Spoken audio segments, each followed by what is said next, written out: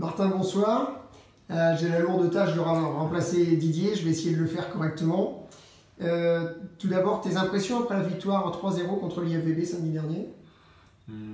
En fait, on est parti chercher une victoire à 3 points à Toulouse. Donc ça, on a fait. On a, je dirais, économisé l'énergie. On a euh, pu ménager certaines joueuses. Donc sur ce point-là, je suis content. D'accord. Deuxième question, après avoir mené 21-5 dans le premier set, le set se termine sur 25-21. Comment tu expliques cette remontée de l'IFVB? Bah, c'est vrai que cette remontée peut paraître spectaculaire. On peut l'expliquer de baisse de niveau, de baisse de concentration. Mais en fait, quand on est parti à Toulouse, j'étais assez satisfait parce qu'en fait, l'entraîneur de centre de formation, Yamandou, il nous a en fait prêté une joueuse, Lougoin. Donc avec cette joueuse-là, quand on a vu qu'on a une certaine marge, on a pu déjà intégrer Saudio Dian-Munera au premier set. On a pu intégrer Kristina Vojkova qui a remplacé Barbara Gambova. Et on a pu enfin intégrer en fait Lougoin. Donc tout à coup en fait on se retrouvait dans une configuration qui n'était jamais essayée même avant l'entraînement. Donc on a l'explication là-dessus. C'est pas forcément que les joueuses sont jeunes, mais elles ont jamais joué ensemble dans cette configuration-là. Donc ça peut expliquer de remonter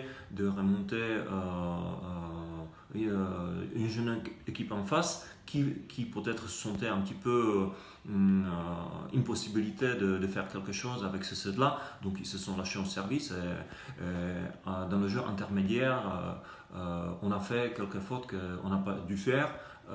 Mais ensuite on a conclu le set, donc même avec la remontée spectaculaire de FIVB, moi je peux être satisfait avec ce set là parce qu'on a su intégrer en fait les jeunes joueuses. Voilà. Ok, très bien. On passe au prochain match. Calais, réception samedi prochain. Calais a perdu 3-0 à domicile contre Évreux le week-end dernier chez elle. Comment tu abordes ce match et comment l'équipe elle l'aborde? Il faut mettre l'équipe en garde parce qu'en fait au début de la saison, dès que début de la saison, en fait le Calais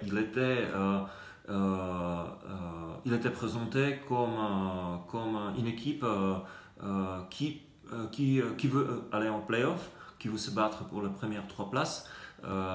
Pour le moment, c'est pas le cas, mais je pense qu'en fait, comme dans toutes les équipes, il y a la baisse de régime, baisse de niveau. Là, je pense qu'en fait, Calais, c'est justement le match à l'extérieur que Calais peut jouer sans la pression, mais surtout avec une motivation supplémentaire, parce qu'en fait, on a fait un recrutement cette année, on a recruté Barbara Gambova qui a passé 2 saisons à Calais, donc je pense qu'en fait, l'équipe de Calais s'est remontée non seulement contre nous, mais surtout contre Barbara. Voilà. Ça, c'est sûr. Les points forts de cette équipe de Calais?